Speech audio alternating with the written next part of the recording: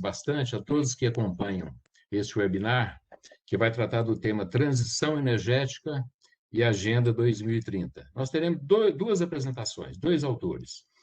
O primeiro vai tratar do tema Economias Políticas de Transição Energética, Impactos Socioambientais das Energias Eólica e Solar no Brasil, de autoria da professora Catherine Hostetler, da London School of Economics. E o segundo tema chama-se Energia Limpa e Acessível no contexto da Agenda 2030 do Brasil, que vai ser apresentado pelo professor da PUC, do Rio de Janeiro, Rodrigo Khalili. Os dois temas estão interligados, se refere a energias renováveis. A importância é muito grande dos dois temas, tanto para o mundo quanto para o Brasil. No caso brasileiro, por exemplo, nós temos nós verificamos que a capacidade da energia eólica, por exemplo, está crescendo 15% ao ano, né? Os investimentos estão intensos na área. No caso da capacidade solar, está crescendo 80% ao ano, por conta do interesse muito grande das pessoas na instalação da geração distribuída em suas residências, nas indústrias, em hospitais, no comércio, né? Então, é um tema que, enfim, desperta muita atenção, é muito importante analisar, discutir, debater o tema, né? E eu lembro também, por exemplo, sobre a importância da energia eólica e da energia solar no Brasil, que em 2015, quando foi assinado o Acordo de Paris, né, por mais de 190 países, a presença da energia solar e energia eólica na geração de eletricidade, de energia elétrica no Brasil, era de apenas cerca de 3,5%. Hoje está em torno de mais de 12%. Em alguns meses, a geração chega a 15%.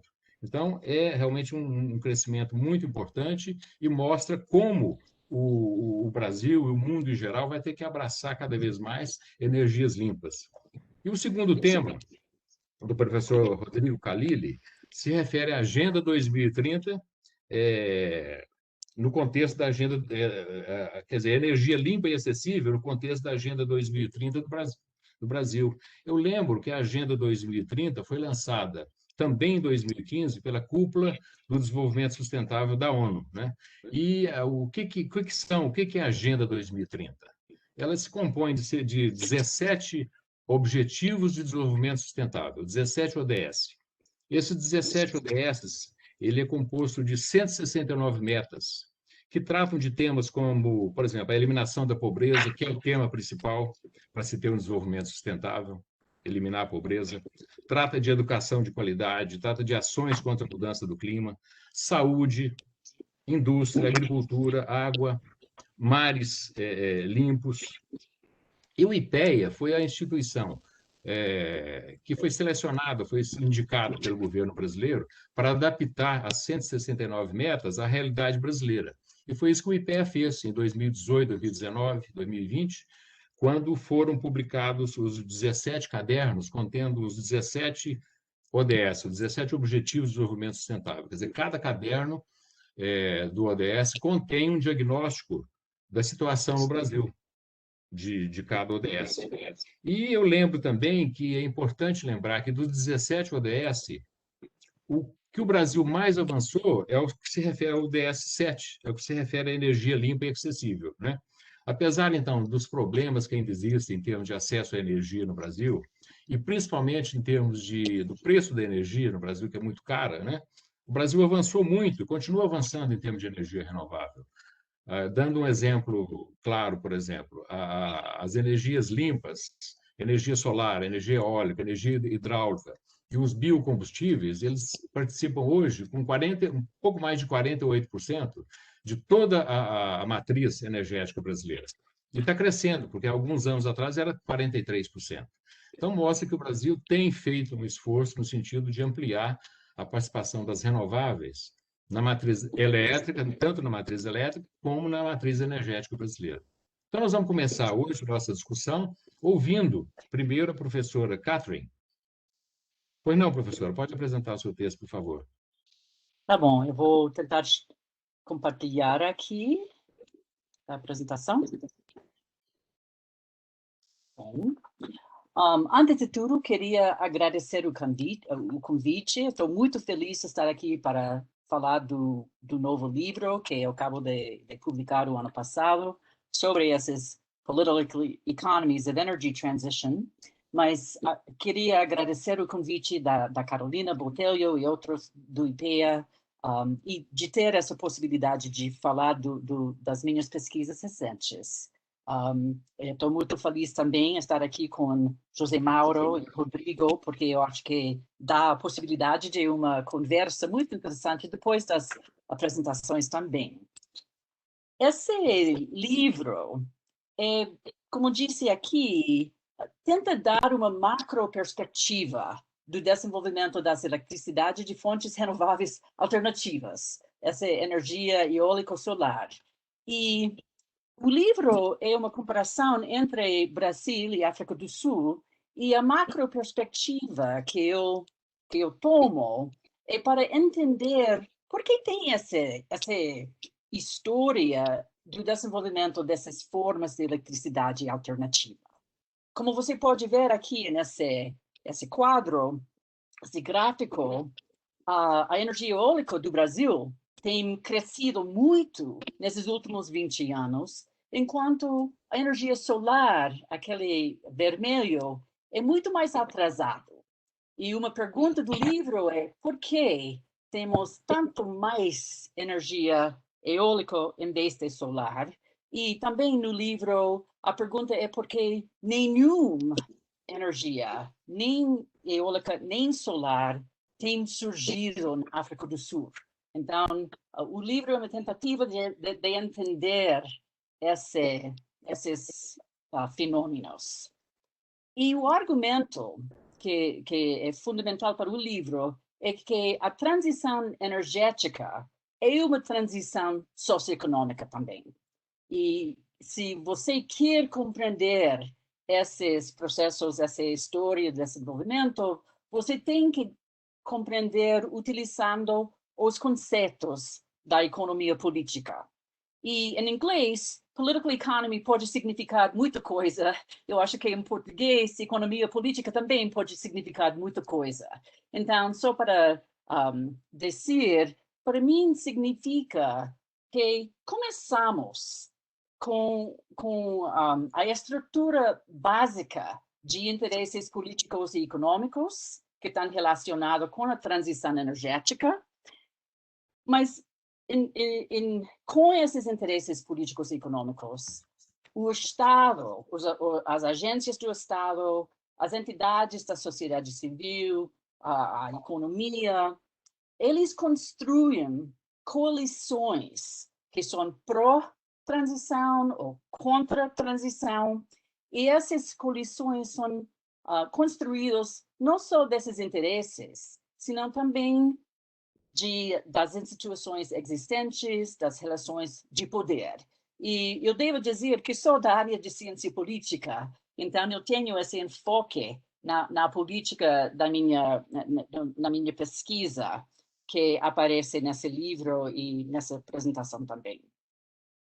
Mas outro argumento grande que eu faço no meu livro é que não tem só uma economia política de energias renováveis, mas tem pelo menos 4 economias políticas que são importantes para o desenvolvimento desse tipo de energia. E se você vê o assunto de energias alternativas de uma perspectiva de mudança de clima, você vê uma estrutura de interesses e um grupo de agências do Estado, ministérios e pessoas da sociedade civil, das empresas. Mas se você passa depois para outro visto nas energias alternativas da política industrial, você vai encontrar outra estrutura de interesses, outros atores, e a mesma coisa para as outras economias políticas também. E esse slide aqui introduz as estruturas básicas, abstratas, de cada dessas 4 economias políticas. Com mudança de clima, por exemplo, você tem benefícios difusos e coletivos para toda a população, todo mundo tem interesses em ter mitigação dessa mudança do clima presente e futura. E você tem também custos muito concentrados para as indústrias de combustíveis fósseis. E então, com a mudança do clima, você vê esse contraste entre benefícios para a maioria mais difusos e custos muito concentrados para atores que muitas vezes são muito poderosos. E você tem um conflito fundamental nessa economia política. Mas quando você passa para a política industrial, você vê benefícios concentrados para as indústrias da energia eólica e solar. As empresas dessa área têm benefícios que vão receber de atuação nessa área. E você tem possíveis benefícios econômicos coletivos também. Uma nova indústria, um novo setor pode trazer novos empregos, pode trazer um PIB maior. Então, pode ser benefícios coletivos. Mas, como você pode ver, essa estrutura de interesses é bem distinta do outro. E enquanto você tem o Ministério de Meio Ambiente lidando com mudança do clima, quando você vai para a política industrial, você agora está no mundo de o INDEC, o mundo do Minas e Energia, e um grupo de atores totalmente diferente quando você passa para essa outra economia política. E tem mais, com distribuição de consumo, historicamente, eletricidade eólico-solar tem sido mais caro, e então havia custos difusos para consumidores de crescer essas formas de eletricidade. Mas, e Rodrigo está trabalhando muito esse assunto também, você pode ter benefícios concentrados para os que estão sem serviço de eletricidade ou que não pode pagar para serviço de eletricidade, então tem possíveis benefícios concentrados para eles. E você tem possíveis custos concentrados para grandes consumidores da eletricidade. Mas agora você agora está no mundo dos consumidores, é um serviço governamental para consumidores, então outros atores de novo. E finalmente, você tem a economia política de localizar uma instalação da infraestrutura em uma comunidade, um sítio específico. E eu vou voltar para isso, mas com essa economia política, tem uma disputa teórica sobre o que essas usinas vão levar para as comunidades locais. Levam custos ou benefícios para as comunidades hóspedes desses projetos. E como eu disse, eu vou voltar para isso quando eu falo daqui a pouco. E a metodologia do livro é tentar analisar a dinâmica de cada economia política, de entender como é que funciona a política de mudança do clima no Brasil, como é que funciona a política industrial sobre energia eólica solar, etc. E perguntando se a dinâmica desse capítulo, sobre uma economia política específica, pode iluminar esses resultados que observamos. Pode iluminar, por exemplo, porque a energia eólica é tão mais avançada do que o solar no Brasil. Mas depois tem uma pergunta final, que tenta analisar as dinâmicas de todas as economias políticas juntas e perguntar, essas dinâmicas se reforçam ou se contradizem? Porque você pode imaginar que tem uma política de mudança de clima, de lidar com mudança do clima. Mas você pode ter uma política industrial de incentivar os fósseis. Então, isso seria contraditória. Mas você pode ter uma política de mudança do clima e também uma política industrial que incentiva essas novas formas de energia. Então, faz essa pergunta, como é que se juntam? E você pode dizer se algum ou algumas dominam o processo. E esse é um exercício que eu faço para os dois países com essas 4 economias políticas e depois volto para pensar o fenômeno total.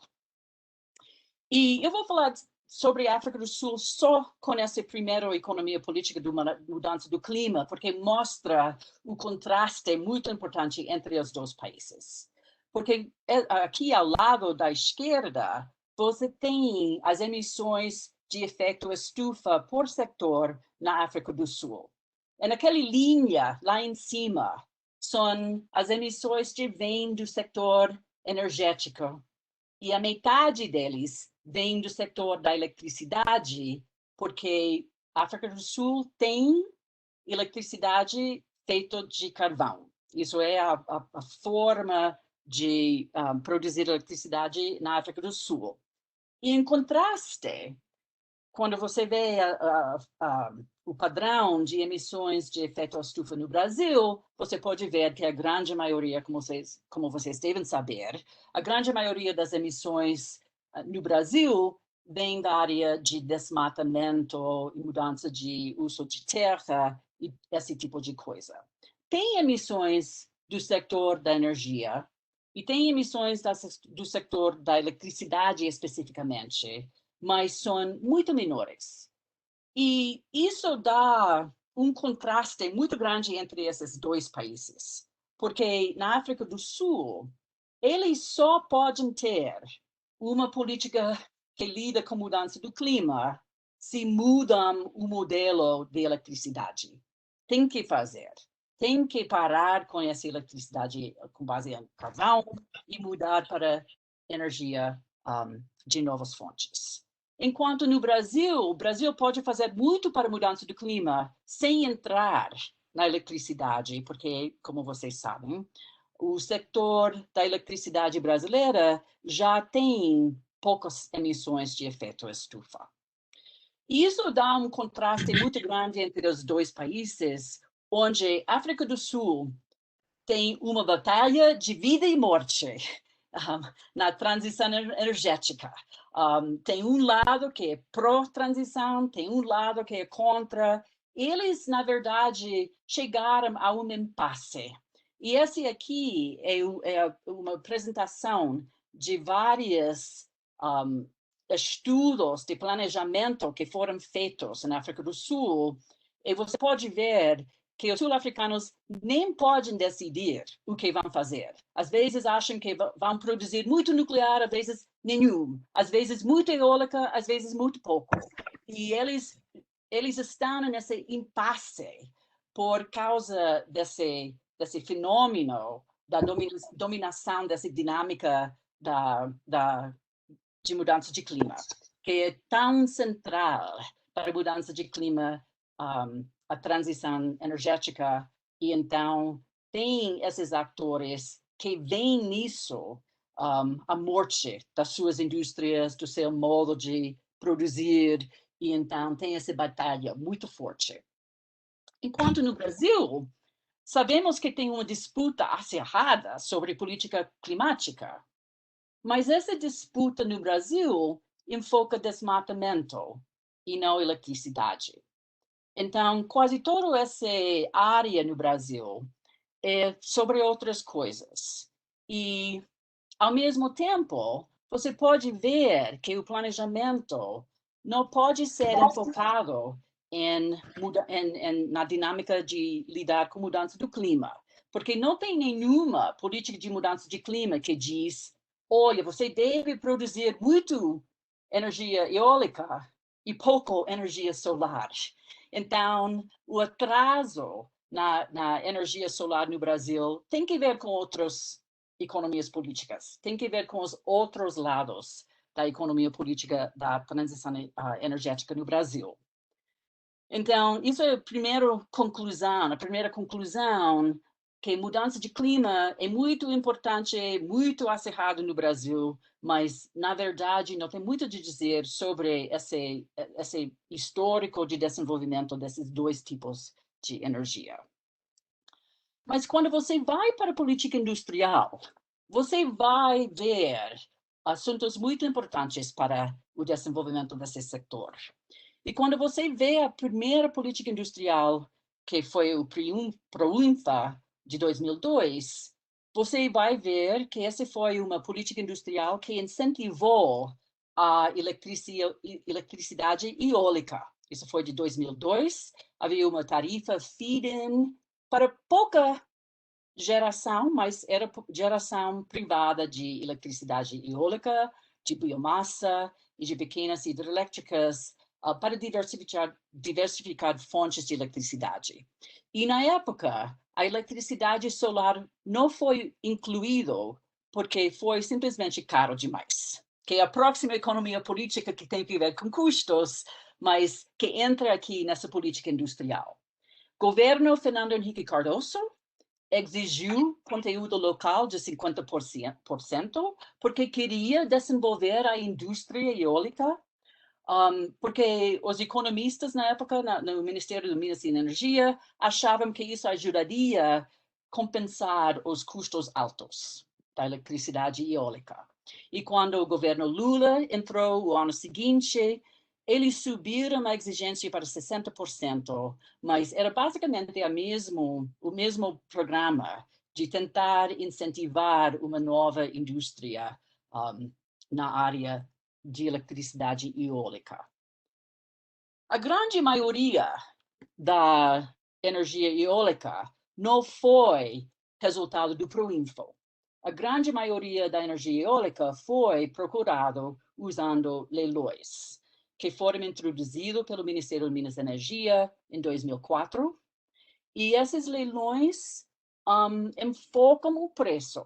Estão tentando escolher projetos que vão produzir eletricidade no preço mínimo, e eles fizeram a primeira para energia eólica em 2009 e a primeira para energia solar em 2014.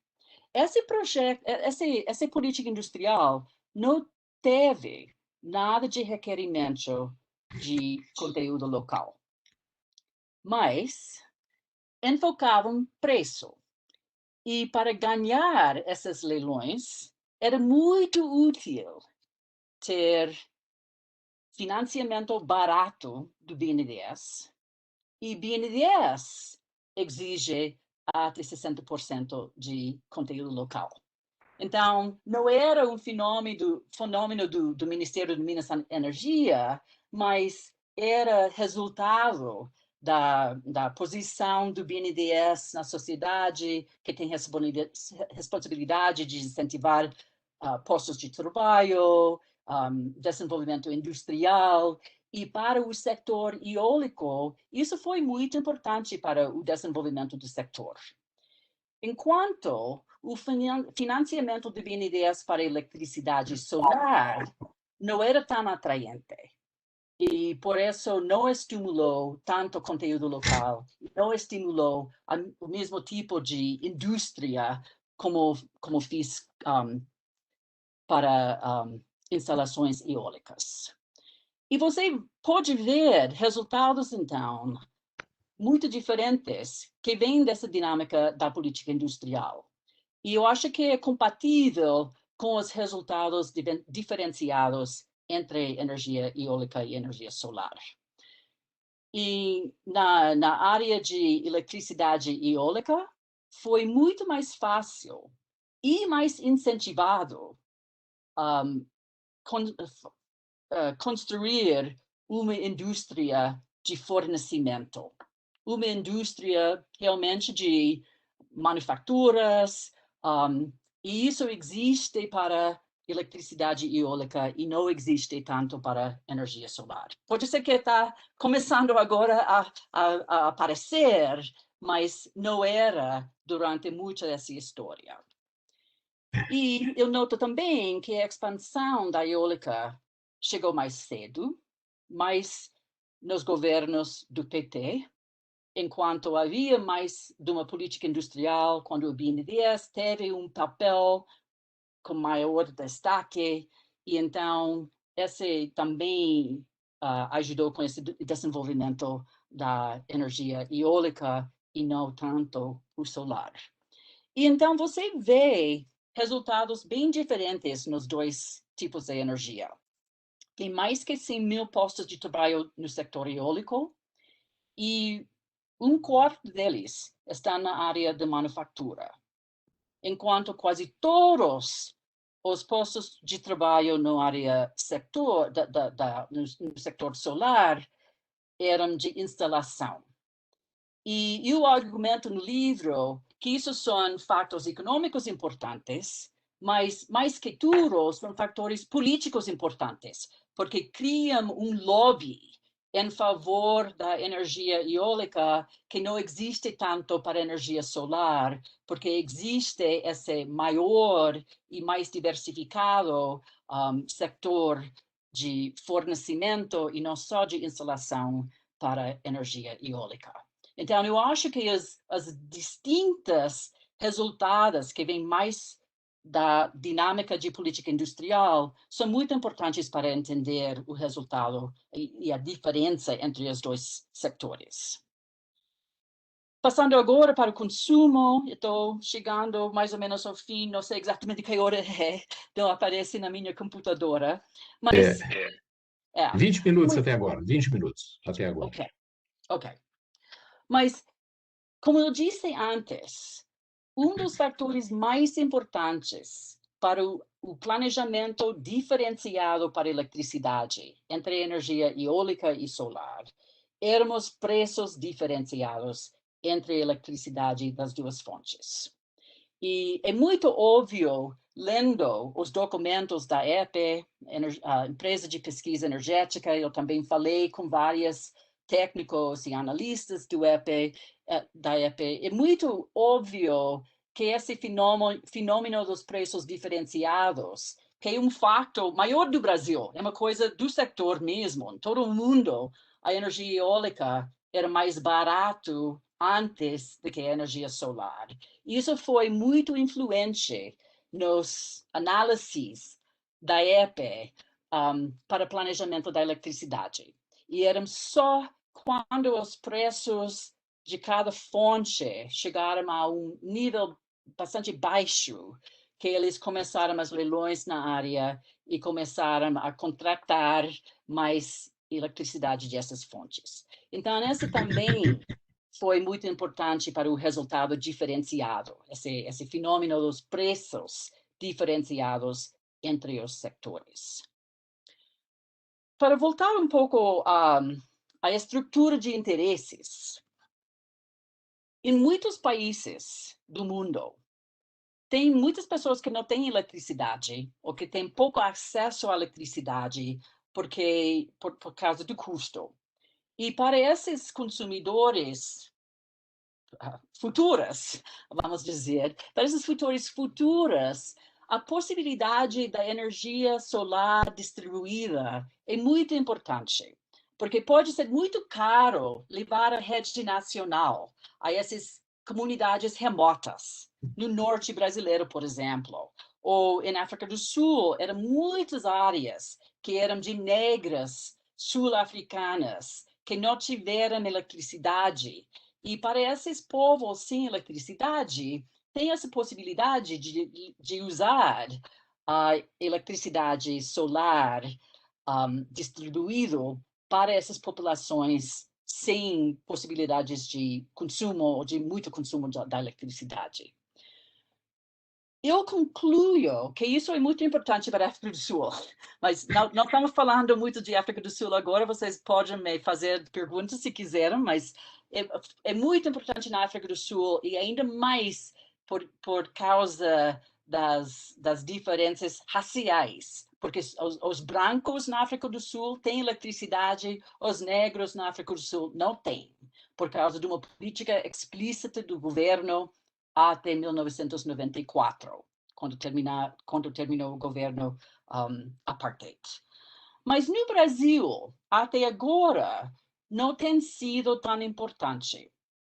Quando você vê o programa Luz para Todos, que já tem mais que 20 anos de idade, esse programa Luz para Todos, que começou no governo Lula, mas continua, tem tem vida ainda hoje, mais ou menos.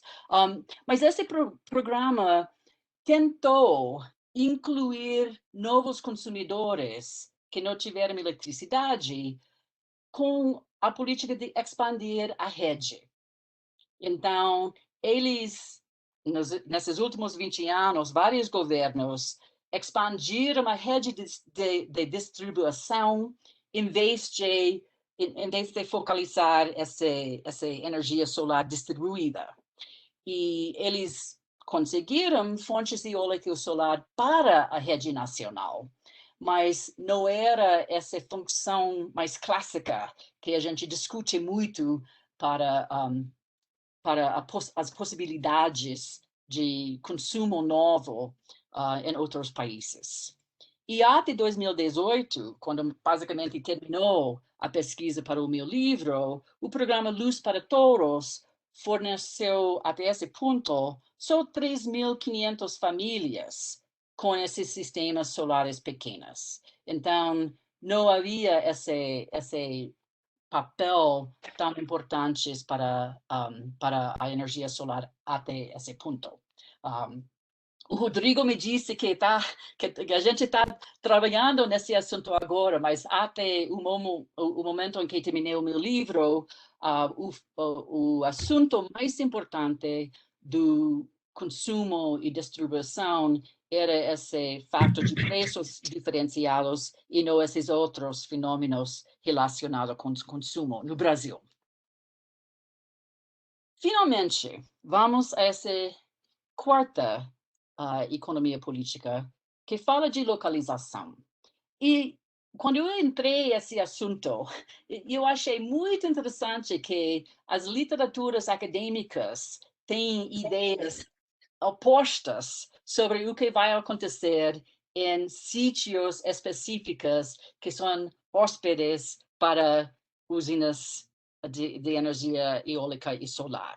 Se você lê os livros, as revistas, os jornais de antropologia, geografia, você vai ver que essas usinas são puro custo, são puro problema para essas comunidades que deslocam residentes, que interruptam atividades de sustento e cultura, que levam muitos impactos ambientais locais, que levam problemas estéticos, que podem ser problemas para atividades de sustento como o turismo, por exemplo. Então, se você vê essa literatura, você vai achar que esses projetos são a coisa pior que pode acontecer num lugar.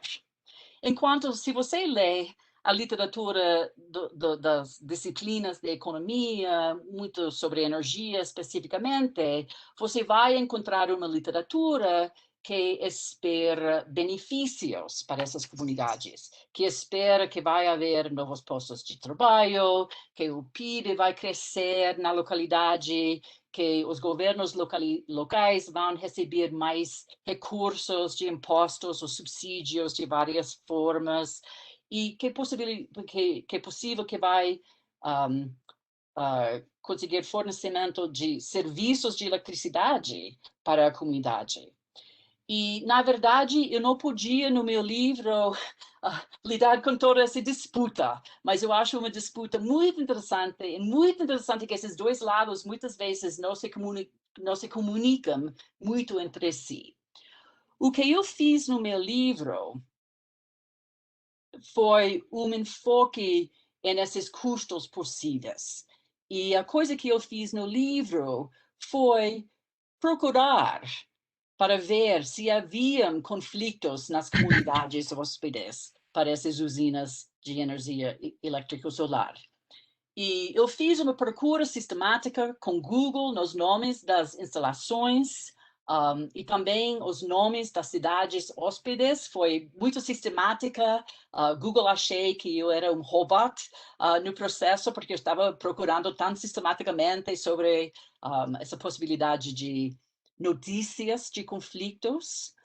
E eu encontrei o fato de que 25% das localidades com instalações eólicas no Brasil tiveram conflitos entre a comunidade local e a instalação.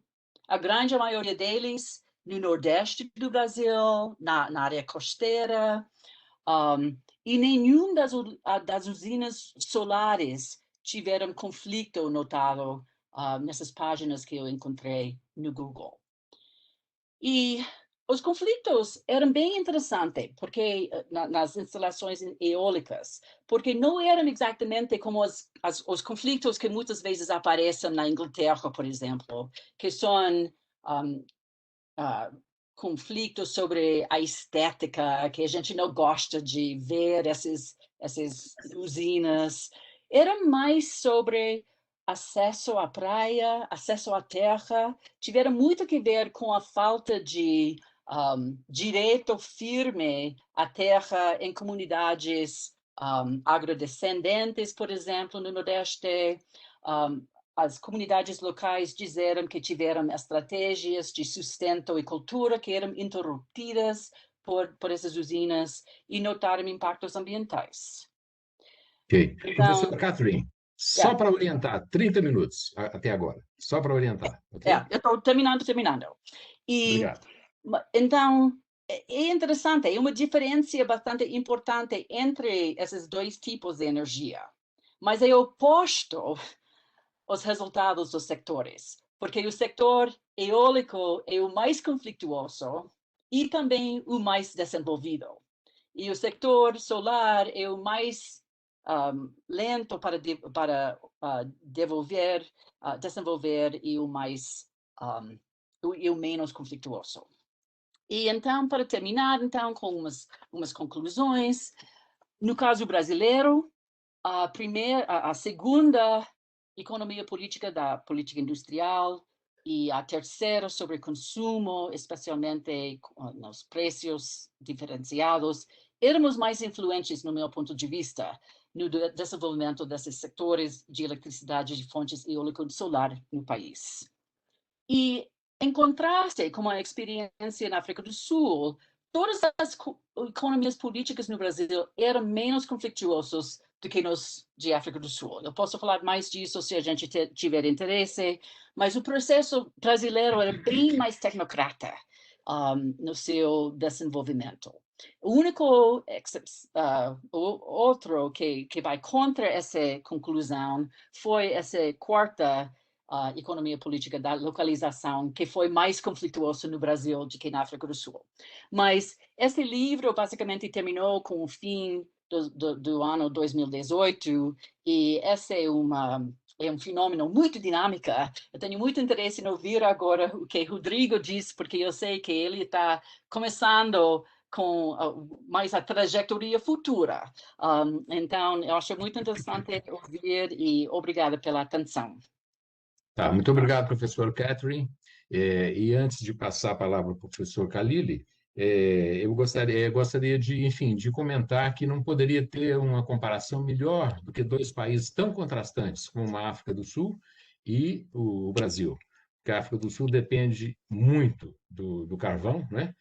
Provavelmente mais, talvez mais de até 93% da geração de eletricidade na África do Sul provém das energias fósseis, dos quais o carvão é o mais importante. Então, é uma comparação muito interessante e o seu livro deve ser muito interessante nesse aspecto, comparar as duas economias, porque no Brasil está aberto, né, para a expansão da energia eólica e energia solar sem grandes conflitos até agora. Mas deixamos os comentários mais para o final. Vamos ouvir primeiro, então, o professor Rodrigo Khalili. Fica à vontade, Khalili. Bom, obrigado, José Mauro, pela introdução. Primeiramente, eu queria agradecer a todos e todas que estão aqui presentes, né, para nos ouvir. Gostaria de agradecer ao IPEA pelo convite, né, na figura aí do Marcos Heckscher, e a Carolina também, que intermediou todo esse processo, a Carolina Botelho, né, minha colega aqui de alguns projetos. Gostaria muito de cumprimentar ao José Mauro, né, por mediar essa discussão, e a professora Catherine por viabilizar aí a gente ter uma discussão mais interessante no aspecto que está sendo colocado, né, que é a transição energética e a Agenda 2030. Tá. Bom, Rodrigo, então, eu não falei, mais ou menos 25 minutos, tá certo? tá bom, ok. Bom, a minha Puxa vida. palestra... Obrigado. A minha palestra, então, ela coloca a questão da energia limpa e acessível no contexto da Agenda 2030 no Brasil, e eu vou falar, ao longo da palestra, de um trabalho que a gente publicou na Sustainability em 2019, sobre a Agenda 2030 brasileira, né, e qual é a inter-relação entre todos essas metas relacionadas a cada um dos Objetivos de Desenvolvimento Sustentável em relação a esse aspecto específico, que é a transição energética e a justiça energética, tá? Então, só para conceituar, né, o que é transição energética, a professora Catherine já falou um pouco, né? Na verdade, é quando a gente está falando de uma transformação energética, que hoje, basicamente, na maior parte das economias no globo, elas são baseadas em combustível fóssil para uma economia de zero carbono, isso já na segunda metade aí desse século. E, basicamente, a ideia central desse processo é reduzir emissões de gás de efeito estufa, né? O que vai, de certa medida, mitigar clima com esse aspecto. Já a justiça energética, ela centra, né, na questão de que comunidades marginalizadas elas têm que ter acesso a uma energia mais limpa, né, de forma tanto técnica, tanto social, né, econômica, etc. E essa energia tem que ser democraticamente distribuída entre todas as comunidades, não somente as comunidades mais abastadas, mas qualquer comunidade, inclusive as comunidades aí marginalizadas, que têm menor acesso, mais pobres, enfim, que têm diferenças social também, de gênero, raça e assim vai. Bom, permeando esses dois conceitos e trazendo para dentro da discussão essa questão dos compromissos internacionais, basicamente, a gente tem dois grandes compromissos internacionais, eles são muito importantes para que a gente consiga atingir, né, essa questão que é colocada, que é a justiça energética.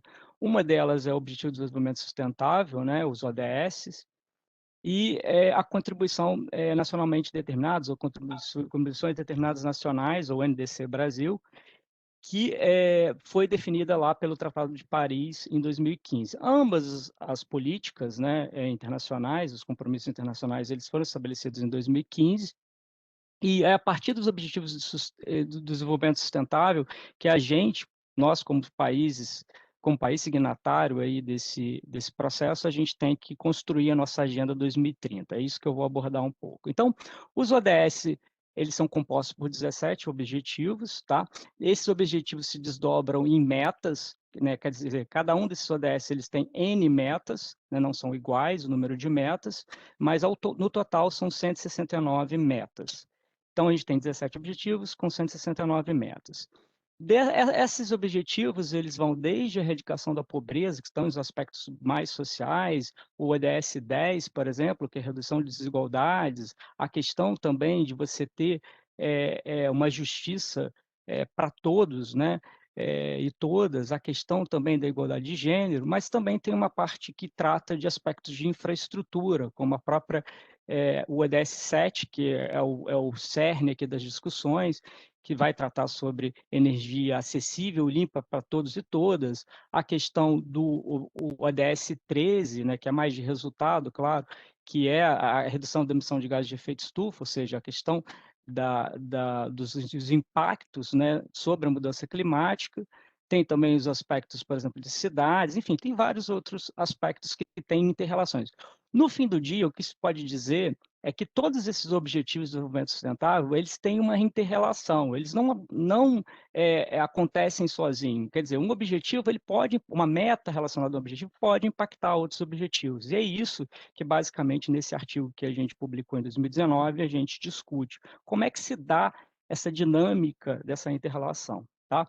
Bom, então essas metas que vêm do NDC, né, brasileiro, a gente tem como meta até 2025 reduzir as emissões em 37%. Como a própria Catherine mostrou, a grande parte da nossa emissão ela vem das florestas, né? Então, quer dizer, e esse é um problema que está sendo muito sério atualmente, né? E tem que ser discutido. Realmente a sociedade tem que estar aberta a discutir. O setor energético, vou mostrar mais à frente, ele no Brasil, ele é bastante sustentável em comparação com os países do mundo e os países do OCDE. E aí a meta até 2030, né, é que a gente reduz em 43% as emissões em relação aí a 2005, 2000, agora não lembro a data, mas tudo bem. Bom, dentre esses objetivos, então a gente está falando do objetivo 7, a gente tem as metas associadas a esses objetivos, são 3 essas metas, a 7.1, que é acesso universal à energia para todos e todas, né? Então, quer dizer, todo mundo ter acesso a essa energia. A meta 7.2, que é aumentar a geração de fontes de energias renováveis, e 7.3, melhorar a eficiência energética. Então, são esses grandes objetivos. E no caso do ODS 3, obviamente, ele tem uma interrelação muito grande, porque se você aumenta energias renováveis e você melhora a eficiência da indústria e tal, você consegue reduzir as emissões de efeito estufa. Só para vocês entenderem que, de fato, há uma inter-relação. E quando a gente está falando, e muito pautado no que já disse a Catherine, a gente pode obter, com as energias renováveis, por exemplo, um aumento, por exemplo, da economia local, inclusive ter mais emprego, renda, enfim, quer dizer, outros empregos, né, outros objetivos, seja de cunho econômico, seja de cunho social, também podem ser impactados por isso. Então, como é que se dá essa inter-relação? Então, nesse artigo que a gente publicou, né, a primeira autora aí é a Ágata Oliveira, ela foi aluna minha e da professora Fátima Almeida, Maria Fátima Almeida, que também está aqui na sala. E qual é a ideia central do artigo? É a gente definir uma agenda 2030 do Brasil e verificar qual é a inter-relação desses objetivos, né, e como é que se dá essa dinâmica. Então, a gente discutiu essa dinâmica.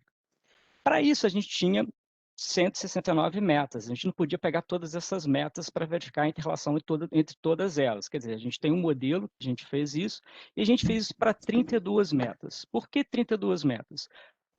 O objetivo 17, ele é um objetivo de implementação, então ele não entrou dentro desse aspecto. Então, para cada objetivo, a gente escolheu 2 metas. Então, 2 vezes 16, 32 metas. E dessas 32 metas escolhidas, que foram escolhidas com a ajuda de especialistas, foram quase 10 especialistas aqui no Brasil que ajudaram a gente a escolher, nas mais diversas áreas, basicamente nos assuntos relacionados a desenvolvimento sustentável, a gente determinou, então, como é que se dá essa inter-relação, ou seja, através de uma matriz, a gente faz isso por uma matriz, depois a gente joga isso num gráfico, esse gráfico é de influência e dependência direta. A gente vai ver mais à frente que tem influência e dependência direta, que é esse atual, quer dizer, a conjuntura, como a gente está hoje, e influência indireta é uma questão de prospecção, é como é que isso vai se dar no futuro, eu vou mostrar, é o próximo slide. E a partir dessa definição de como que está hoje, como a gente quer isso no futuro, a gente define esses quadrantes, em que nesse primeiro quadrante a gente tem uma maior influência, mas a dependência é baixa. A gente tem esse quadrante, que são, nesse caso, esse primeiro quadrante são as metas determinantes. Nesse quadrante a gente tem metas que ela tem grande ligação, ou seja, são metas chamadas de ligação, que elas têm uma grande influência e uma grande dependência. E a gente tem as metas resultantes, que elas dependem mais das outras metas. Então, basicamente, a gente tem um sinal que vem do primeiro quadrante até esse quadrante aqui de baixo. Então, que são das metas resultantes. Basicamente, quando a gente então olha para dentro dessas metas, vou pegar alguns exemplos. A meta 16.5, aqui está a legenda, tá? A 16.5 é a meta que diz sobre redução de corrupção e do suborno no Brasil. Só para vocês verem como é que essa meta, que ela é uma meta determinante, a gente tem que definir uma meta, por exemplo, de redução de corrupção do país, para que a gente consiga alcançar, no fim do dia, por exemplo, resultados relacionados ao Objetivo do Desenvolvimento Sustentável. Outra meta importante, as metas relacionadas ao Objetivo 4.1. Então, Objetivo 4, 4.1 e 4.7. Por exemplo, a 4.1 é o ensino fundamental e médio. Então, veja como que a educação ela é importante para que a gente atinja o Objetivo de Desenvolvimento Sustentável. Então, ela é uma meta de política que tem que ser determinativa. Se a gente pega a 4.7, conhecimentos e habilidades para o desenvolvimento sustentável, ela também tem que ser ensinada na escola, para que no fim do dia a gente consiga obter os resultados. E claro, a gente tem durante todo esse processo, no meio do processo, as metas de ligação. Que metas são essas? São as metas, por exemplo, inclusive energias renováveis, que trazem uma infraestrutura para a gente conseguir alcançar as metas resultantes, as metas de resultados. E nas metas de resultados, se a gente começa a olhar essas metas de resultados, a gente vê, por exemplo, se eu pego, por exemplo, a meta 11.6, tá? Então, redução do impacto ambiental das cidades. Então, quer dizer, veja, isso é uma meta de resultado. Eu quero que reduzir os impactos. Então, eu preciso de ter uma educação para a energia sustentável, eu preciso de ter redução da corrupção, uns exemplos. E aí, com isso, eu consigo obter, por exemplo, a melhoria do ambiente da cidade e outras metas. Então, a dinâmica de como isso funciona e como isso foi colocado foi dessa forma. E foi bastante interessante que a gente conseguiu verificar nesse processo que tem metas como educação e a questão da redução da corrupção que podem influenciar numa mudança de como é que vai se dar essa dinâmica no país. Então, a gente precisa de fazer isso para a gente conseguir atingir os objetivos do desenvolvimento sustentável de fato. Senão, a gente vai ficar só falando e não vai conseguir atingir as metas que são determinadas. Mais à frente eu vou falar sobre como é que está o status hoje, sobre as metas e quais são os indicadores associados às metas, tá? Então, assim, olhando para uma questão prospectiva, ou seja, mais à frente, a gente tem, então, basicamente as mesmas metas, mas algumas metas, por exemplo, como a 6.1, tá vendo? Ela estava aqui, a 6.1 é uma meta, por exemplo, de água potável para todos, quer dizer, no início isso fica como uma infraestrutura, mas no finalmente, se eu conseguir melhorar essa infraestrutura, ela vai ser uma meta de resultado. Tá? Só um exemplo, só para vocês verificarem como é que se dá essa dinâmica. Então, isso é definido por uma metodologia que foi definida por pelo Godet, enfim, e a gente utilizou essa matriz de influência e dependência para estudar essa dinâmica, tá? Idealmente seria interessante que a gente fizesse isso para todas as metas, mas é claro que isso aí requer muito tempo, mas assim, a ideia foi a gente ter uma ideia de como é que se dá essa dinâmica nas metas que a gente considerou mais importante para um processo de hierarquização. Do ponto de vista de como é que a gente vê isso, essas influências de todos esses objetivos no formato de rede, a gente pode ver, por exemplo, que as metas que tem aqui, como é que se lê esse gráfico, né? Vocês estão vendo as setinhas aqui. Na verdade, quanto maior é a bolinha, isso quer dizer que mais forte é aquela meta, ou seja, mais influência entre todas as outras metas a gente consegue alcançar. Por exemplo, o objetivo 10.6, que é um objetivo, uma meta 10.6, que é a meta de maior representação e voz em países de desenvolvimento na tomada de decisão nas instituições econômicas, financeiras e internacionais globais. Claro, isso é importante. A gente precisa que o Brasil seja visto, seja reconhecido e que possa trazer com isso maiores recursos para o país. Então, essa é uma meta que ela tem uma inter-relação com basicamente todos os objetivos, né? Então, a gente ter voz. Então, por exemplo, se eu pego algumas metas como a meta, vamos lá, 7.2, por exemplo, ela é uma meta que ela vai ter, idealmente, um tamanho bastante expressivo, porque ela é uma meta de ligação, ela é uma meta de infraestrutura, que traz uma determinada infraestrutura para o país. Então, a ideia central é verificar como é que se davam essas dinâmicas, e como é que essas dinâmicas poderiam fazer com que poderiam nos ajudar a compreender como a gente consegue alcançar os Objetivos de Desenvolvimento Sustentável de uma forma a trazer, através de políticas que possam determinar esse processo e que possam trazer maior resultado para a gente. Do ponto de vista de como é que se dá essa dinâmica aqui no país, a gente tem, né, a Agenda 2030 aí, que ela é colocada, né, e essa Agenda 2030, ela tem os objetivos, e aí como é que a gente está? Então, a única meta que foi até então, aqui estão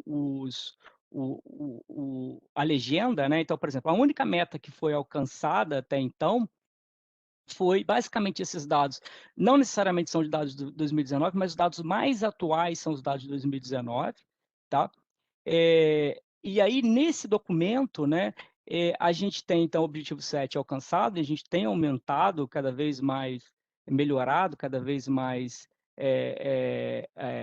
o alcance das metas relacionadas ao objetivo 7, mas a gente tem, por exemplo, alguns objetivos, como a redução de desigualdade, que a gente não está melhorando, isso é bem importante, e com a pandemia a gente sabe que as desigualdades aumentaram bastante no país. Outra coisa importante, né, o Brasil, dentre os países que têm a sua agenda, ele é 61º, então, quer dizer, a gente não está bem na fita, então a gente precisa de melhorar a nossa representação quanto aos ODS. Então, aqui a gente verifica, por exemplo, nesse gráfico de radar, como é que está cada um dos objetivos, tá? Então, só para a gente ter uma ideia, então, do objetivo 7, quer dizer, a gente basicamente alcançou esse objetivo. Então, é aquilo que eu falei. Então, embora o objetivo 7 tenha sido alcançado, as desigualdades sociais, elas aumentaram. Quer dizer, isso a gente tem que reduzir. Como é que a gente reduz isso, né? É isso que a gente vai discutir um pouco, né? E onde que tem os problemas? Então, se eu olho, por exemplo, para os indicadores, agora eu vou entrar nos indicadores. A população com acesso à eletricidade, nesse indicador, pelo que está no dashboard, aquele documento é o dashboard, ou seja, como é que a gente atingiu essas metas, esse estudo é feito pelo IPEA, inclusive, a gente chegou a 100%. Mas se a gente olha isso de uma forma para cada um dos estados brasileiros, a gente entende melhor o fenômeno. Embora a gente tenha alcançado 100%, há ainda comunidades, há ainda locais isolados no Brasil, por exemplo, no Acre, estados, especialmente na região norte do país, estados como Acre, estados como Pará e Amazonas, que a gente não chegou nem a 99% de acessibilidade à eletricidade. Então, quer dizer, a gente chegou a atingir a meta, 100%, mas ainda há pessoas que não têm acesso. E, basicamente, são pessoas que estão no sistema isolado. Então, a gente vê que há uma injustiça social, porque, basicamente, essas pessoas são pessoas mais pobres, e elas, de fato, elas não têm acesso. Né? Então, esse é um indicador que ele está associado à meta 7.1 e à questão da universalização, né? E, basicamente, como eu coloquei, isso ocorre em sistemas isolados. Do ponto de vista ainda dessa questão de acesso, esse aqui é um outro indicador que também está associado à meta 7.1 e também a 7.2, porque a gente está falando de energia renovável. População com acesso a combustíveis limpos e para cocção, basicamente, as pessoas que cozinham sua comida hoje no Brasil, né, você tem ainda em alguns estados, elas utilizam ainda grande parcela da energia vinda de lenha. Quer dizer, é renovável, mas não é uma renovável moderna. Esse é um ponto. Quer dizer, a gente não pode dizer que lenha é uma energia boa de se ter, porque a gente está gerando emissão de gás de efeito estufa na queima do combustível, né, que é a madeira. Então, quase 20% então, da população dos estados do Maranhão e Piauí, por exemplo, não utiliza fontes limpas e modernas para cocção, para cozinhar alimentos. E os estados de maiores taxas desse indicador, eles se concentram aí na região sudeste e centro-oeste. De novo, para mostrar que, de fato, há uma injustiça desse processo, ou seja, estados mais pobres, eles vão ter esse problema muito maior do que em estados mais ricos. Outra questão importante é a participação de energias renováveis na oferta interna de energia. E aí a gente está olhando para o indicador que é emissões de gases de efeito estufa. Então, na verdade, a gente verifica de novo que há essa diferença em alguns estados. Por exemplo, esse indicador está totalmente associado à meta 7.2, que é energias renováveis. Então, a gente vê que, por exemplo, estados como Mato Grosso do Sul, Goiás tem uma grande parcela ainda de energia renovável, especialmente de energia advinda de biomassa de cana-de-açúcar, mas a gente percebe diferenças em vários estados como Rio de Janeiro, que tem uma participação muito baixa de fontes renováveis. Então, assim, só para vocês verem que há muitas diferenças no país. Isso é um ponto que tem que se olhar. Por exemplo, você pega estados como Minas Gerais, por conta dos incentivos para a energia de geração distribuída, que é aquela energia que é colocada junto aonde se consome, por exemplo, solar num telhado. Então, a gente tem uma grande política de incentivo para essa fonte no estado de Minas Gerais, que de fato fez com que ela tivesse uma representatividade do percentual de geração de energia renovável maior do que alguns países, algumas regiões do país. Outro indicador importante é a questão da intensidade energética na oferta interna de energia. Esse aqui, basicamente, é um indicador que mede qual é a eficiência da indústria. A gente vê que isso, basicamente, é constante ao longo dos anos, isso porque muitas das ações e das políticas de eficiência energética no Brasil estão associadas à etiquetagem de equipamentos. A gente não tem políticas efetivas, por exemplo, no setor da indústria, então a gente precisaria disso para que a gente aumentasse, por exemplo, melhorasse muito a questão da intensidade energética brasileira. Bom, sob o ponto de vista de como é que se dá, então, a geração renovável no Brasil, né, só para a gente entender esse processo, basicamente, se olha para a matriz energética, energética não é só energia elétrica, tá? São todas as outras fontes de energia. 48,4% no Brasil em 2020, quase 50%. Se a gente compara isso com o mundo, 13,8%, e com os países do OCDE, 11%. Então, só para a gente mostrar o seguinte, embora a gente tenha alguns desafios, especialmente quando a gente fala do setor energético, no setor de transporte e indústria, a gente ainda tem uma matriz energética limpa em comparação com o mundo e os países mais ricos. Então, a gente vê, por exemplo, que isso vem aumentado ao longo dos anos, tá? Isso é importante por conta de várias políticas, o acesso ao etanol, por exemplo, né? Hoje os carros todos são biocombustíveis aqui no Brasil, a questão também de ter inserção de biocombustível na gasolina e no diesel, enfim, isso tudo também faz com que essas políticas façam com que se aumente aí essa quantidade de energia. Então a gente vê, por exemplo, nesse caso, como é que se dá isso ao longo dos anos, né? Aqui são dados da EPE de 2021, dados referentes a 2020.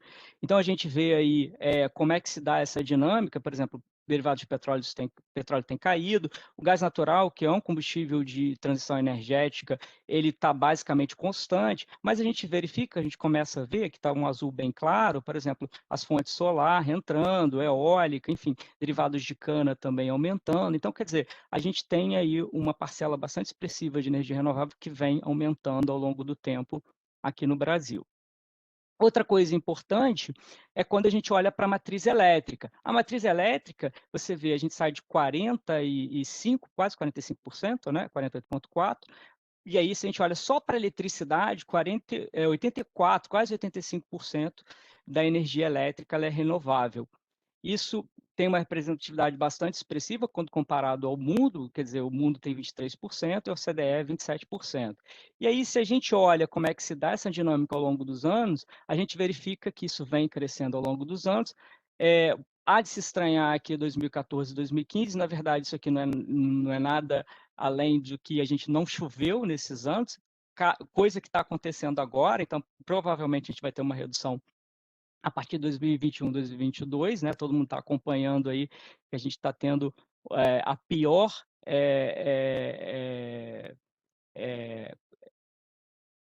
escassez, né, de chuva no histórico desde 1931, então isso é importante da gente verificar. E aí a gente vê como é que se dá essa dinâmica no Brasil. Por exemplo, se eu comparo 2019 em relação a 2020, eólica eu tinha 8,6 da energia gerada. Já em 2020, 8,8. E aí, se eu olho, por exemplo, a solar, era 1% da energia gerada em 2019. Já em 2020, isso passa para 1,7%. Então, quer dizer, isso tem aumentado bastante, as outras basicamente não aumentaram muito, mas assim, essas duas fontes elas tiveram um aumento bastante expressivo e a solar cresceu exponencialmente. Se a gente olha no caso da solar para micro e mini geração distribuída, que é a GD, ou seja, aquela geração que é gerada próxima onde se consome, então grande parte dessa energia ela é advinda de fonte solar. Essa fonte ela tem crescido exponencialmente ao longo dos anos, especialmente a partir de 2017, porque a gente teve uma resolução, que é a Resolução 687 de 2015, que mudou uma resolução que era de 2012, que fez com que se criassem modelos de negócios que pudessem ampliar o crescimento dessa fonte solar no país. Então, a maior parte das pessoas que têm acesso, isso é importante dizer, são pessoas de média, de classe média alta e classe média, e dos setores comercial e industrial. Esse é um ponto de atenção. Embora isso tenha crescido, embora essa fonte tenha crescido, as pessoas que são isso é legal. As pessoas, mas por um lado, várias pessoas têm tido acesso, mas são as pessoas são do setor residencial que têm maior renda. As pessoas de menor renda não têm acesso a solar. Então, isso também mostra um pouco também da questão da injustiça social nesse aspecto, né? Então, esse é um problema. Não estou ouvindo? Rodrigo, só para te orientar, 25 minutos, ok? Tá, já estou quase Até agora. acabando. Obrigado. Ok. Então, isso gera uma grande distorção na tarifa de energia, porque o que acontece? O que está posto na Resolução 482, que é de 2012, é que essa fonte ela não paga, por exemplo, a tarifa do uso do sistema de distribuição, que é a tal da TUG. Então, como as pessoas que instalam solar não pagam essa tarifa, esse custo dessa tarifa ele é repassado para todos os consumidores que não têm solar. Então, isso gera uma determinada distorção. Ou seja, o pobre está pagando para a pessoa rica ter acesso à energia solar. Embora eu acredito que essa fonte é totalmente necessária. O que tem que se fazer e que está sendo discutido desde 2018 e mais fortemente a partir de 2019, é que a parcela das pessoas com menor renda que também tenham acesso a essas fontes renováveis. Então, tem uma discussão bastante acirrada no país, bem atual, por conta da revisão da Resolução Normativa 482 de 2012. Né? Teve essa mudança em 2015, mas esse processo que, a partir de 2015, fez com que crescesse tanto, está gerando uma distorção na tarifa e que está sendo discutido. Bom, como então reduzir as injustiças energéticas, né? Para finalizar. Primeiro, ampliar o alcance dos programas de acesso à energia. A Catherine comentou sobre Luz para Todos. Existe também um programa que é o Mais Luz para a Amazônia, que é para que as pessoas que estão no sistema isolado, ou seja, que é o sistema que não é conectado na rede elétrica, que é a rede básica que a gente chama, essas pessoas também tenham acesso à energia elétrica, né? A gente viu naquele gráfico que eu mostrei, comparando todos os estados, né, que os países da Amazônia, os estados da Amazônia, Acre, eles não têm acesso tão fácil. Então, a gente precisa de ampliar essa política. Ampliar o número de consumidores que têm acesso à tarifa social. Existe essa tarifa aqui no país, que é uma tarifa que dá descontos que vão de 10% até 65% na conta de energia para consumidores que têm o cadastro no cadastro social, que dá acesso ao Bolsa Família, e também para pessoas de origem indígena ou quilombola, então também eles têm acesso a essa tarifa social. Então, ampliar o número de pessoas que tenham acesso para reduzir a desigualdade, né? Reduzir as perdas não técnicas. Perdas não técnicas são gatos, né? São roubo de energia ou furto de energia. Por meio de uma maior aproximação das distribuidoras, comunidades. Por que isso é importante? Porque é o seguinte, se alguém está roubando energia elétrica, esse custo não fica totalmente para a distribuidora, ele é repassado para os demais consumidores. Então, se o seu vizinho rouba energia elétrica, esse custo está sendo revertido para os demais consumidores. Então, é necessário que haja políticas que reduzam esse problema para que o custo da energia no Brasil, que é tão caro, ele possa ser reduzido e, inclusive, melhorar, por exemplo, as condições de famílias mais pobres. Aumentar a participação da energia renovável nos sistemas isolados, então, quer dizer, hoje, basicamente, no sistema isolado, toda a energia que é utilizada, ela vem do diesel, que é uma energia completamente suja, então, é a mais suja dentre todas as fontes, e mais de 90% é dessa fonte nos sistemas isolados, ou seja, na região da Amazônia. Então, a gente precisa de inserir fontes renováveis. A IPE ela tem introduzido os leilões específicos para o sistema isolado que tragam na sua concepção a inserção de fontes renováveis. Então, isso é importante para reduzir até problemas que têm ocorrido, por exemplo, em estados como Roraima, estados como Amapá, que é a questão do apagão, ou seja, as pessoas ficarem sem luz nesse local. E definir políticas mais inclusivas e que possam contribuir para que as famílias, por exemplo, de menor renda, tenham acesso a fontes de energias renováveis, ou seja, que isso não fique restrito às pessoas de maior poder aquisitivo, né? As famílias de maior poder aquisitivo, mas também as famílias de menor poder aquisitivo. Bom, no mais é isso. Obrigado a todos pela atenção. Quaisquer dúvidas, estou aqui à disposição. Tá bom? Obrigado. Muito obrigado também, Calil. Eu vou passar agora a leitura das manifestações que ocorreram, rapidamente, antes que eu faça minhas próprias observações.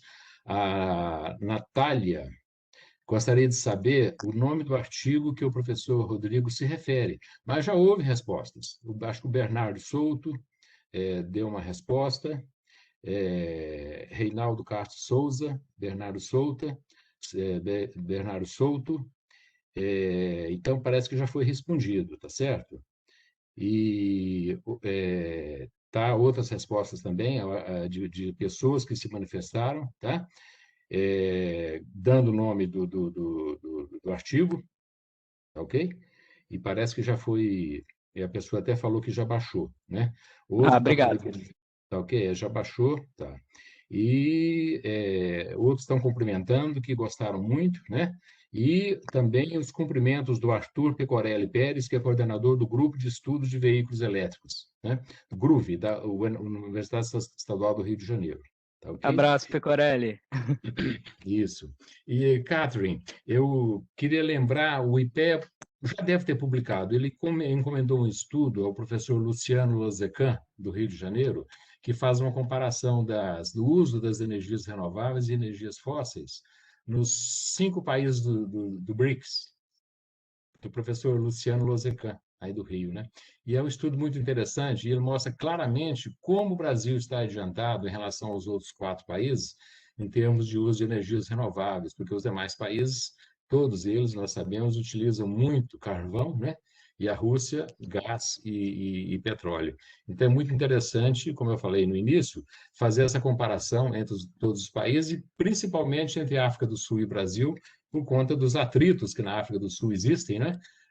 Contra o abandono do carvão, que fatalmente vai ter que ocorrer, se não nos próximos 10 anos, nos próximos 15 ou 20 anos, por conta das pressões mundiais que estão ocorrendo e dos investimentos, né, que serão carreados, que vão se dirigir para os países que adotam políticas de controle de poluição, políticas de energia mais limpa e outras políticas contra os efeitos climáticos, né? E é muito interessante o seu estudo comparando o porquê que a energia eólica cresceu mais que a solar, né? Isso, claro, é muito explicado pelo BNDES, que a política do BNDES foi muito clara, foi muito forte, inclusive, o número tanto de empresas que foram beneficiadas, né? Eu tenho a lista de empresas aqui comigo, não está aqui agora, eu tenho a lista de empresas que foram beneficiadas, né? Pelos empréstimos do BNDES, desde que atingisse 60% de conteúdo local, e também o número de parques eólicos que foram financiados é enorme, é imenso, né? Enfim, o número é extraordinário. Então, isso expandiu muito. Agora, o que eu acho que a energia solar tende a crescer nos próximos anos, né? Por conta de fatores como, por exemplo, preço. A energia solar já é a energia mais barata nos leilões que estão ocorrendo nos últimos 2 anos, né? Isso é um processo que vem vindo nos últimos anos. O outro benefício, outro fator é o benefício que a instalação de reatores, vamos dizer assim, de usinas eólicas nas propriedades rurais, principalmente no Nordeste, porque eleva muito a renda, né?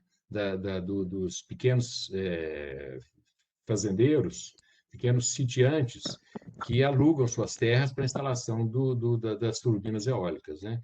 Há um cálculo que diz que no ano de 2018, o benefício que trouxe a renda que trouxe para as famílias foi de 170 milhões de reais, e que isso teria criado cerca de 1.800 empregos, somente empregos diretos, né?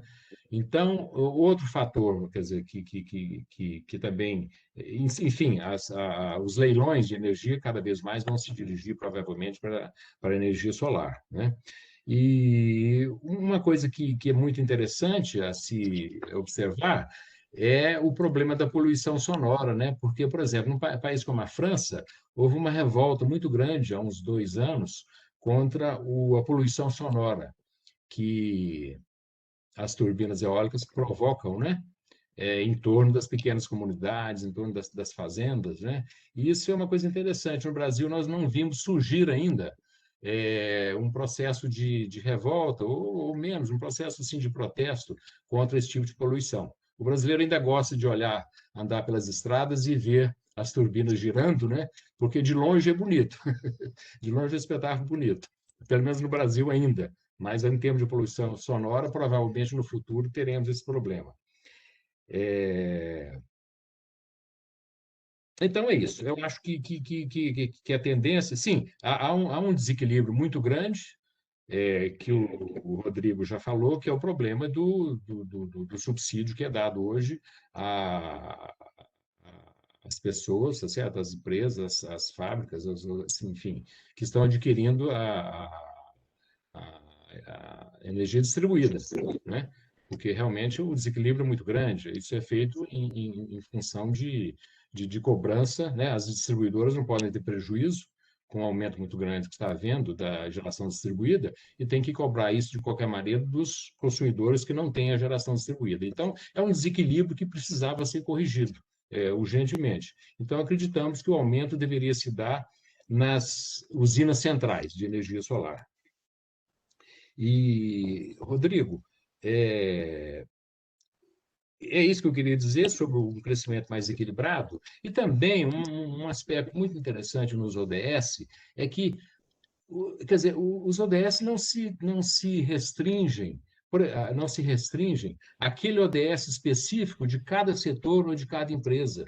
Ou seja, uma empresa do setor de petróleo, ele pode abraçar não só o ODS de fornecer energia limpa, como já estão fazendo, quer dizer, as empresas de energia no mundo inteiro estão procurando capturar carbono, né?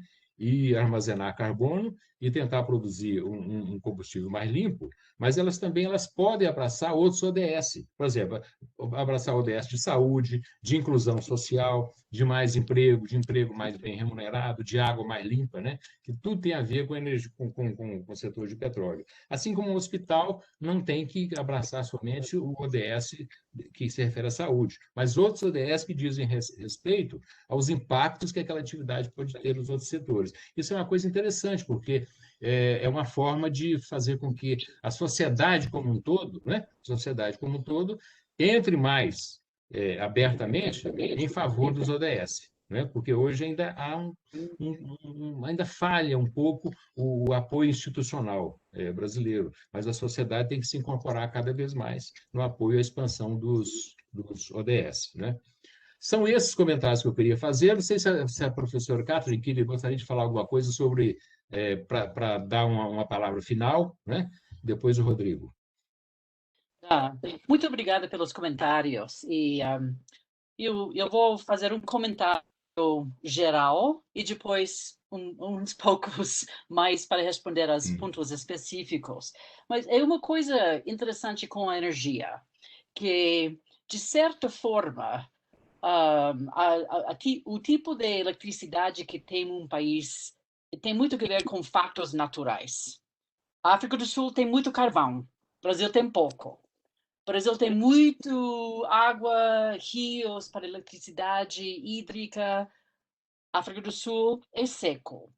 Então, tem esses pontos de saída que são assim fatos da terra do país mesmo, né? Mas a coisa que eu notei muitas vezes com essa comparação é que fora disso tem muitas escolhas regulatórias que são muito interessantes e Brasil e África do Sul quase sempre fazem escolhas diferentes. Eu vou dar uns exemplos. Eu notei o que você disse, que, na verdade, o papel do BNDES é muito importante.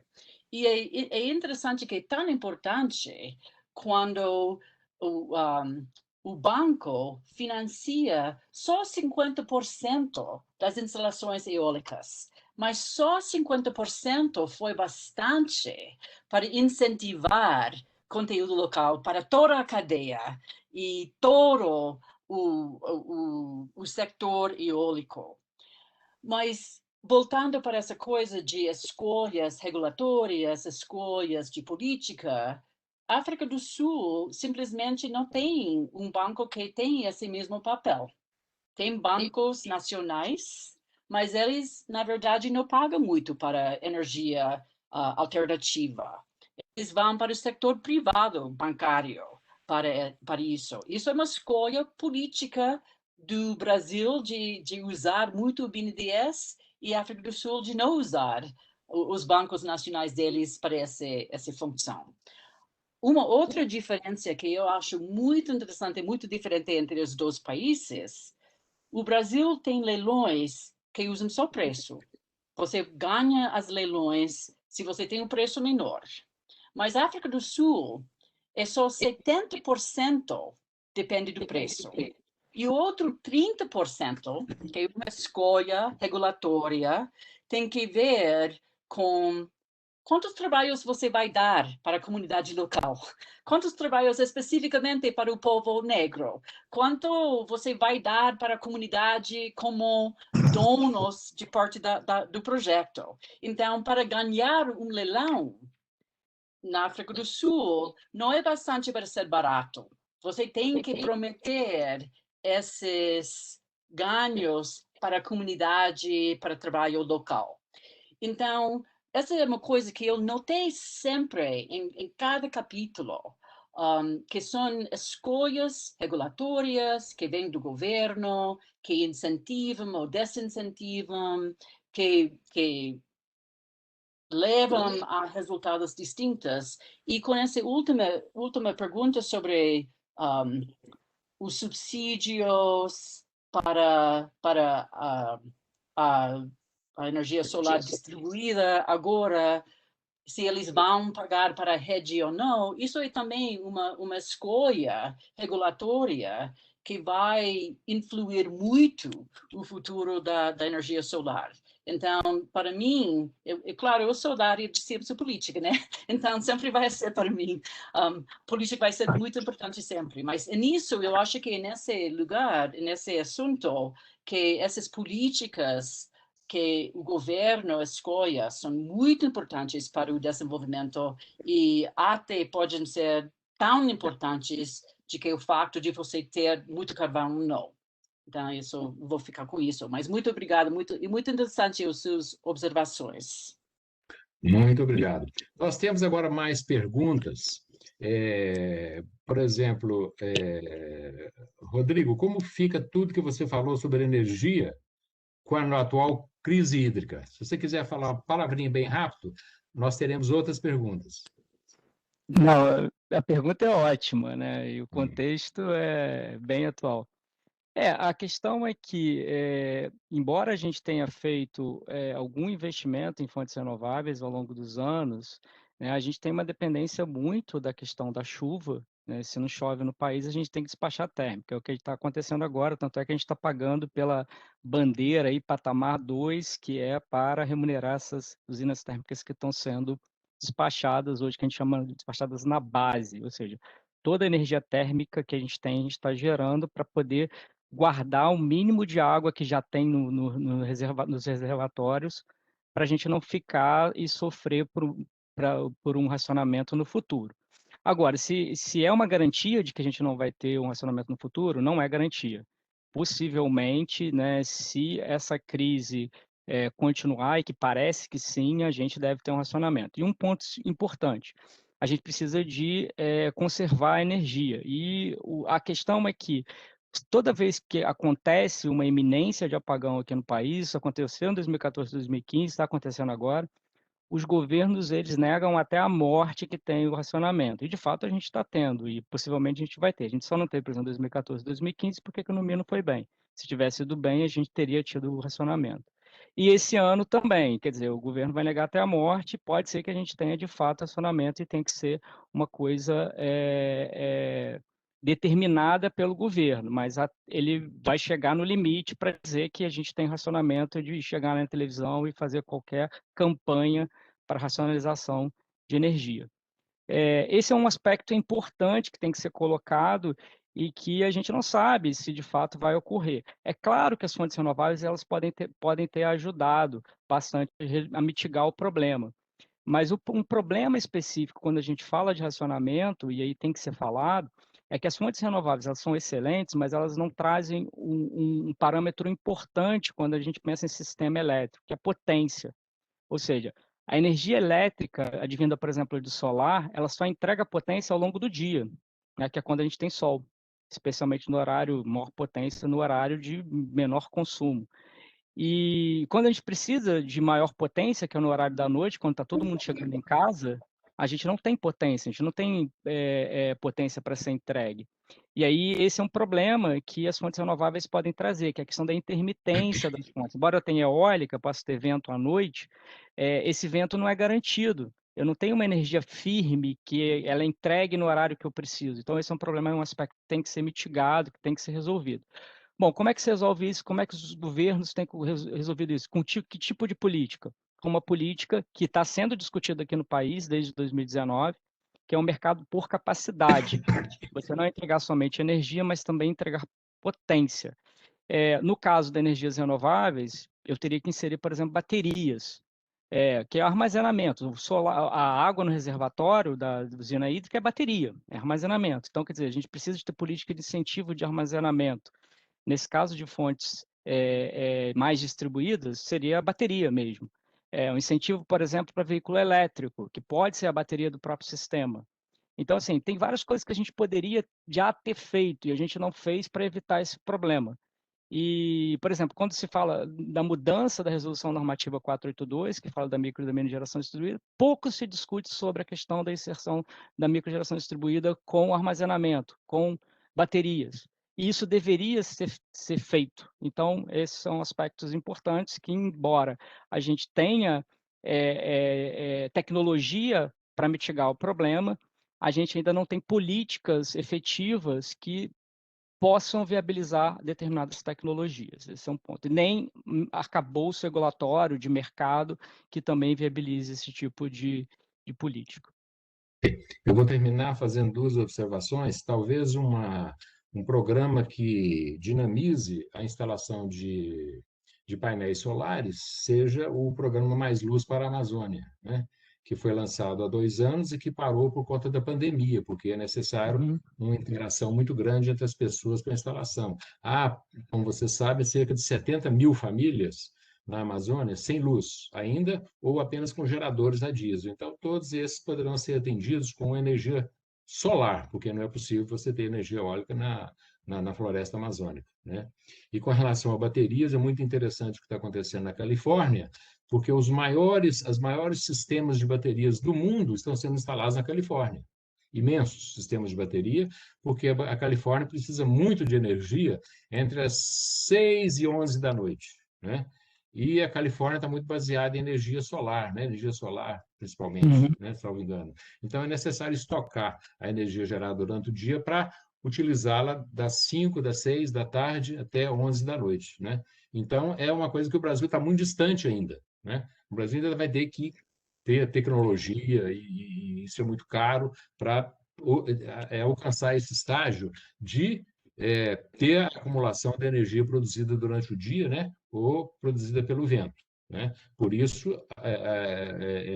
por esse aspecto, o Brasil ainda vai ter que estimular durante algum tempo a energia térmica, a gás principalmente, né? Para contrabalançar essa dificuldade da intermitência da energia solar e da energia eólica. Ou seja, o Brasil vai ver ainda um crescimento da energia térmica.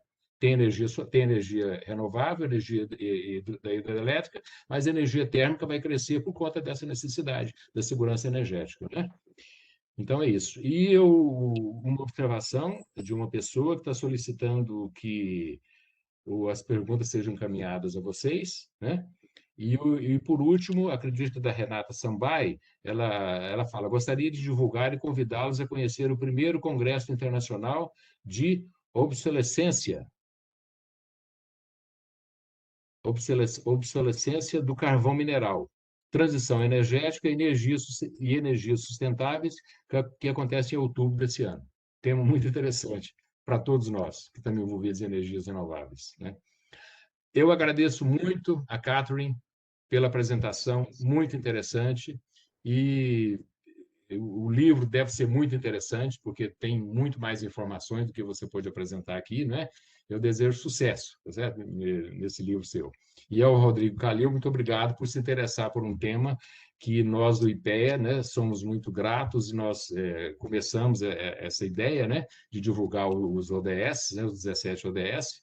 Eu, particularmente, fiz o relatório do ODS 7, né, que está divulgado. Então, eu agradeço muito você se interessar por esse tema e você e seus colegas, né, estarem estudando o ODS e essa força que vocês dão ao desenvolvimento e à expansão dos ODS no Brasil. Muito obrigado a todos. Boa tarde. Bom, agradeço aí, o José Mauro, a oportunidade e estamos aí para esclarecer qualquer questionamento e se precisar de qualquer discussão, estou à Tá disposição. ótimo. Agradecer a Catherine aí pela parceria aí das discussões. Tá ótimo. Muito Eu também obrigado. gostaria de agradecer a vocês dois. Foi muito interessante isso. Muito interessante. Ok. Muito obrigado. Tchau. Agradecer a todos também que participaram, né? Exatamente, que acompanharam. Exatamente. Tchau. Obrigado. Tchau, tchau. Obrigado. Tchau.